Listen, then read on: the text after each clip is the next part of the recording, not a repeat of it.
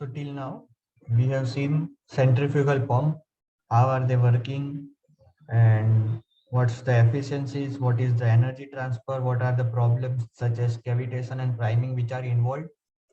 Now let me introduce you to another category of pumps. So the centrifugal pump was a rotodynamic pump in which there was a velocity change, and then that velocity was changed to static pressure using a diffuser.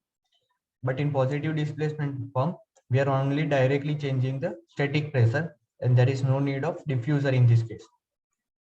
And in general also, in for pumps, our aim is to increase the static pressure and not the dynamic pressure. So somehow diffuser was used that converts the dynamic pressure to static pressure again.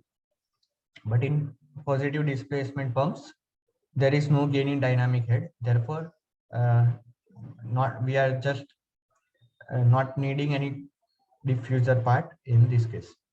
Now let me give you the, so the static pressure is obtained by pushing or squeezing or displacing the fluid.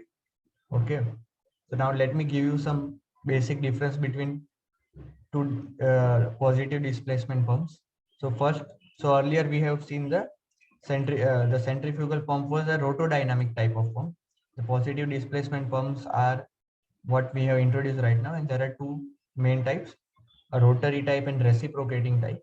In rotary type, it is pushing the liquid between two gears or gear and a boundary or some lobe, so which I have explained earlier. So there are two gears, and as they keep rotating, the fluid is pushed in ahead.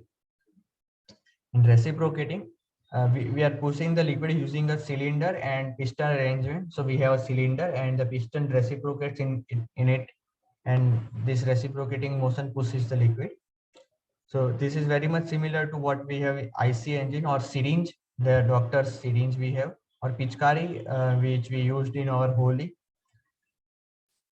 So we are going to push the liquid from one side and the fluid comes out. So they are called as piston pumps, plunger pumps, or diaphragm pumps. In diaphragm pumps, we have reduced fluid friction.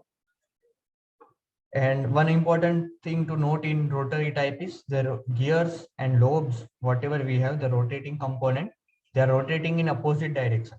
So if the top one is rotating in the clockwise direction, the bottom one is rotating in the opposite direction, counterclockwise. And in this case, type of pumps, we have continuous flow because the fluid is continuously entering. The gears or lobes are continuously rotating, and we have a continuous outlet water coming. So we have continuous flow, and that means it is a higher discharge pump. While in reciprocating type, in half of the cycle, we are sucking in the fluid in the piston, and the piston, when it comes back to the top position or the front position, we are pushing the liquid. So in half of the cycle, we are going to push the liquid, and in half of the cycle, we are going to suck the liquid from the other end.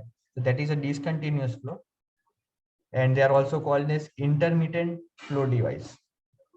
Let's so we know that the centrifugal were low head, and otherwise we have huge size. So in rotary we have high discharge and high head, and the reciprocating are high head or high pressure, low discharge, and high pressure can go to sometime around 800 bar also. And because of this high pressure, we have high maintenance cost for them. The rotary type we have seen, they'll require self priming characteristic if we are having some arrangement. And for transfer of lubricants, these are used generally. So in vehicles or automobiles, we have pumps for transferring the oil in the crankcase, so the lubrication is proper. We have the fuel pump or diesel pump. So that's the application point. And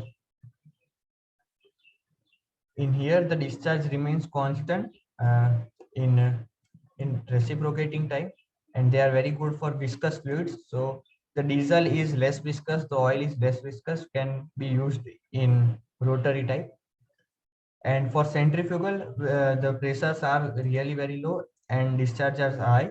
20 bar is relatively very low with respect to 800 bar for reciprocating. So centrifugal pumps are used as feed water heater pumps when we have seen power cycles such as Brayton cycle earlier.